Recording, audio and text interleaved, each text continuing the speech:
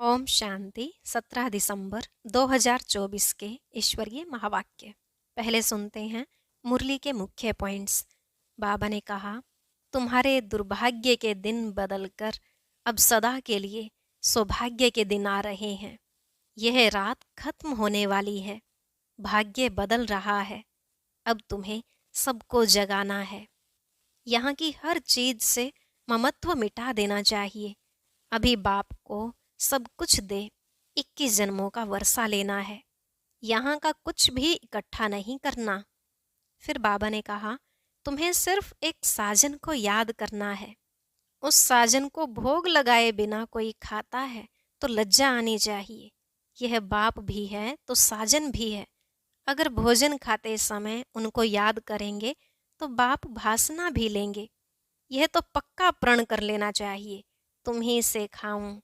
ऐसे भी नहीं सिर्फ एक बार याद किया और फिर खुद ही खाते रहे। बाबा को भूलने से उनको मिलेगा नहीं। ऐसे तो माया बीच में खा जाएगी और वह बलवान बन जाएगी, फिर तुमको हराती रहेगी। लास्ट में बाबा ने कहा, कर्म करते भी दिन रात पुरुषार्थ करते रहो।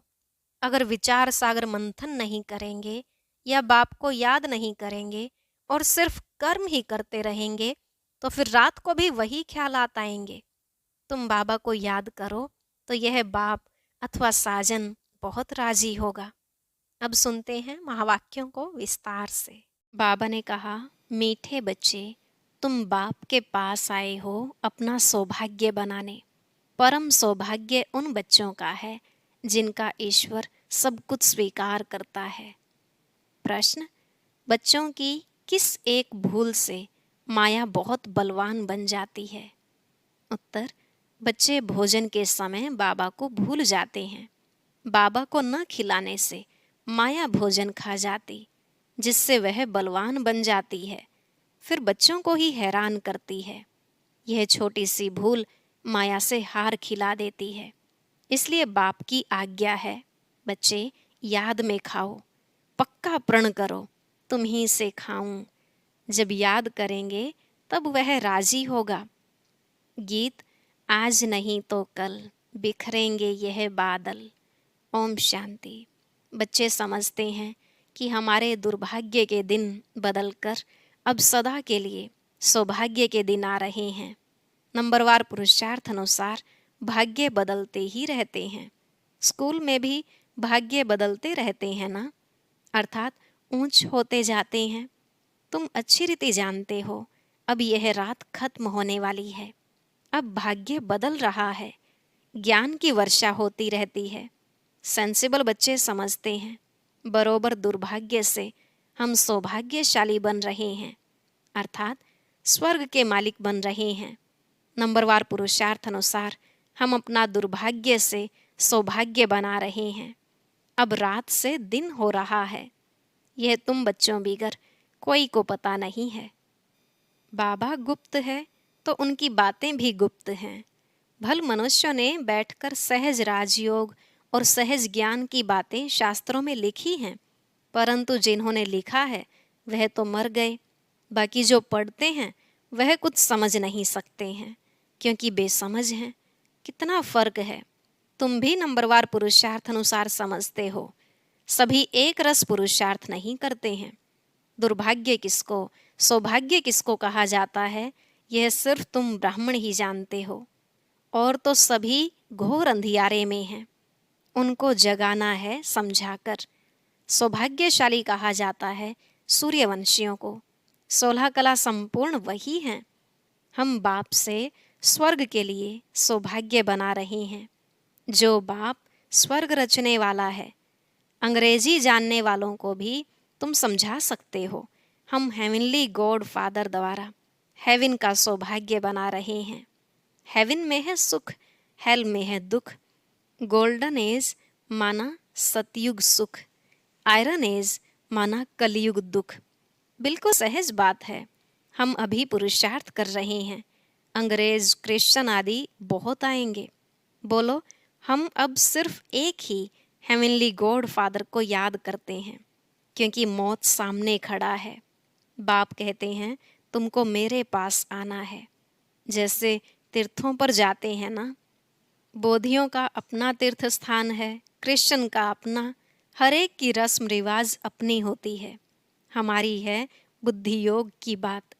जहाँ से पार्ट बजाने आए हैं वहाँ फिर जाना है। वह है हेवन स्थापन करने वाला गॉड फादर। उसने हमको बताया है।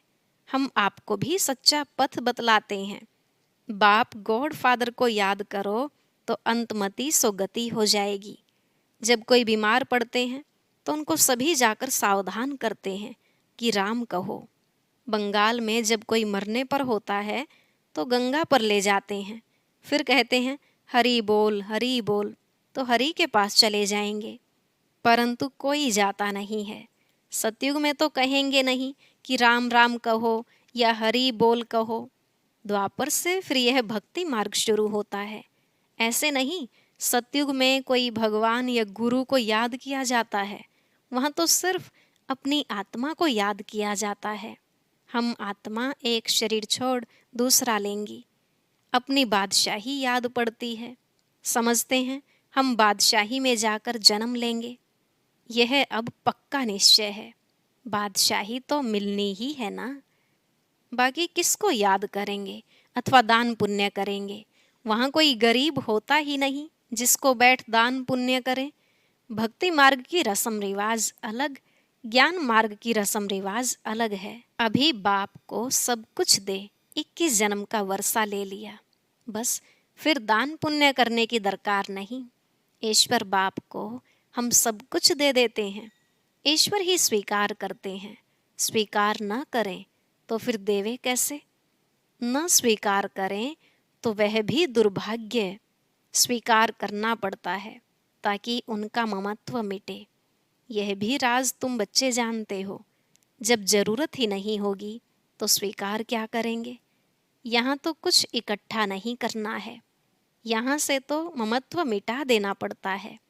बाबा ने समझाया है, बाहर कहाँ जाते हो तो अपने को बहुत हल्का समझो।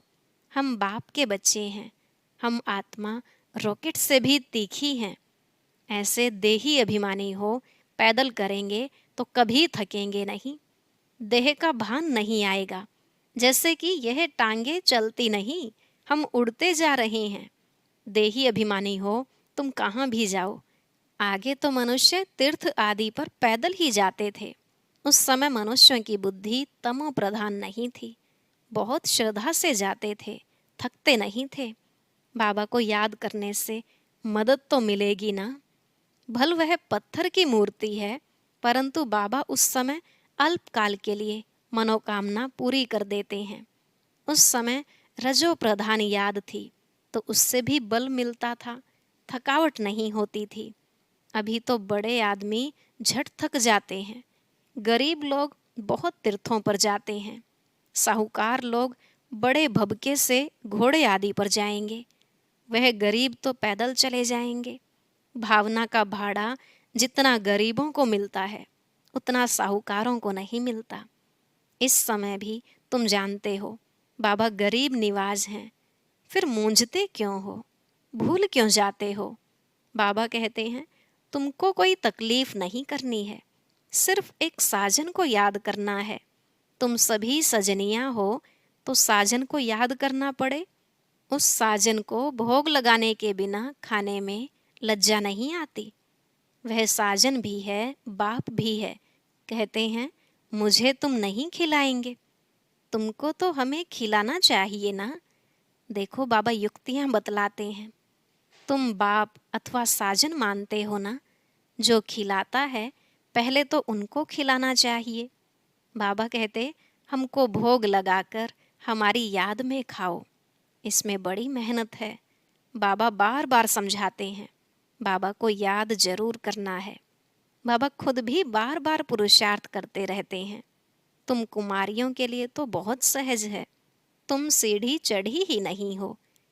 कन्या की तो साजन के साथ सगाई होती ही है, तो ऐसे साजन को याद कर भोजन खाना चाहिए।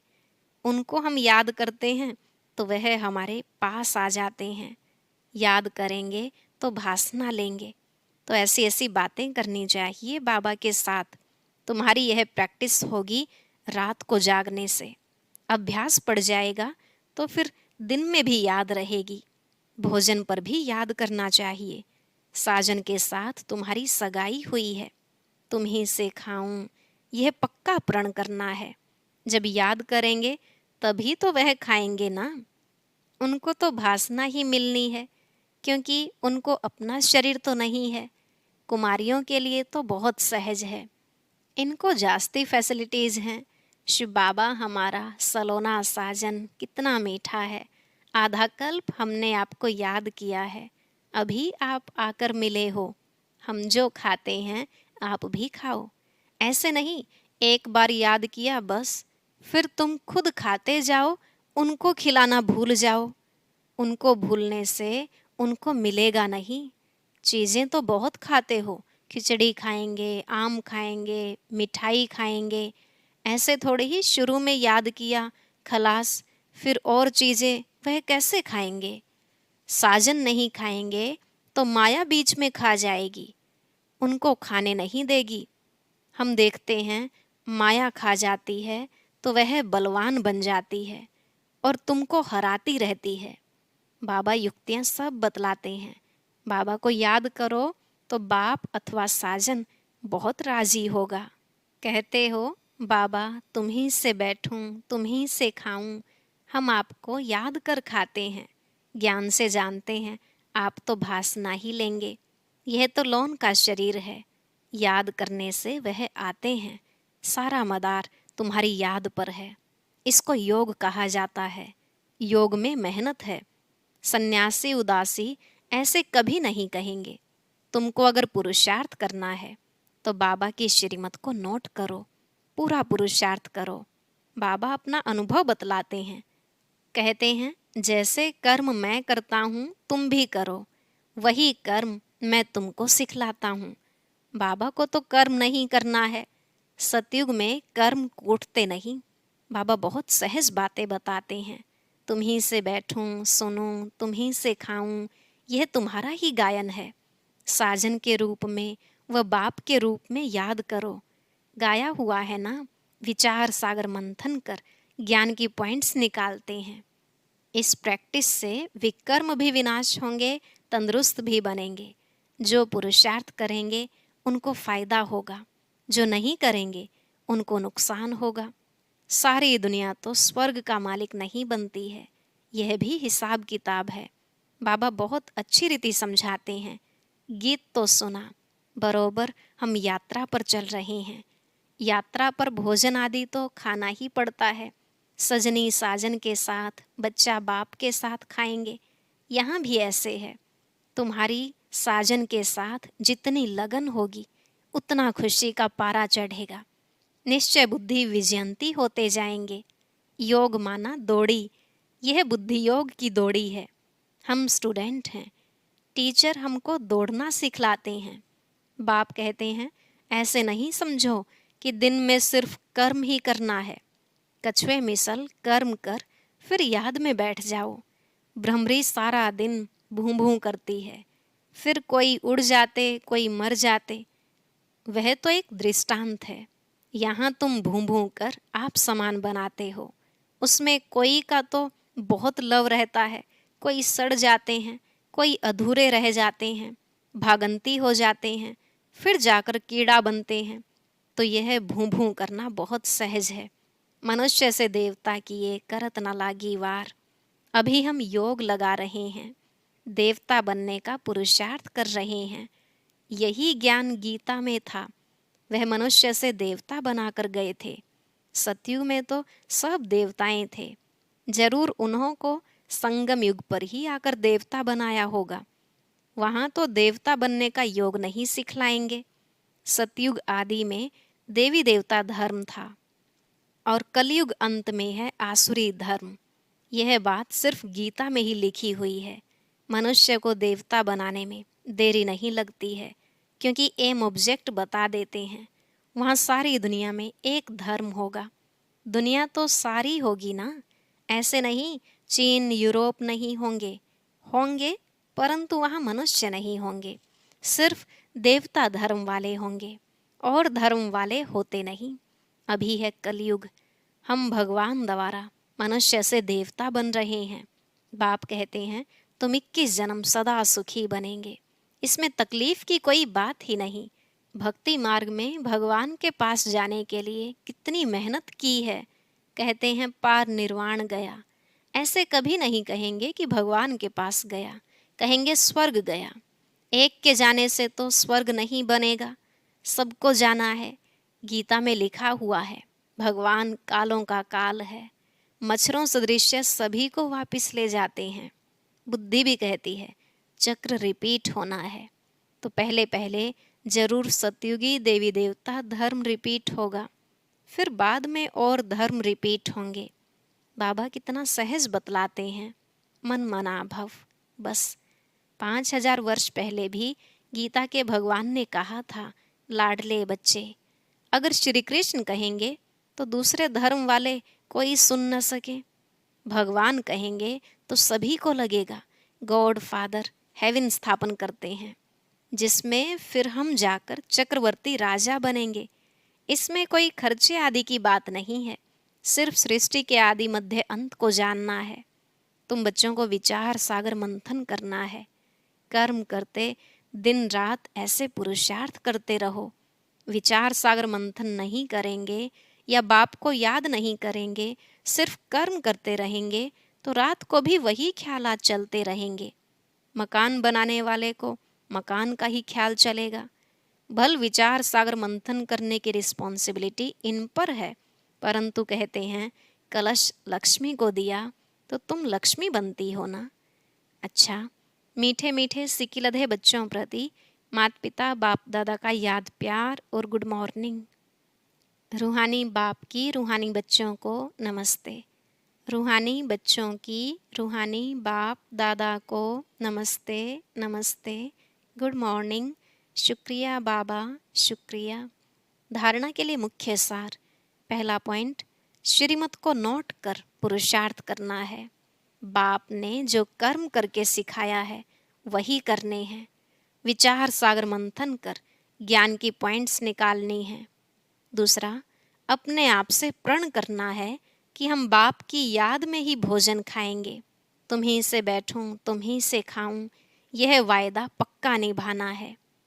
आज का वरदान, कर्म और संबंध दोनों में स्वार्थ भाव से मुक्त रहने वाले बाप समान कर्मातीत भव।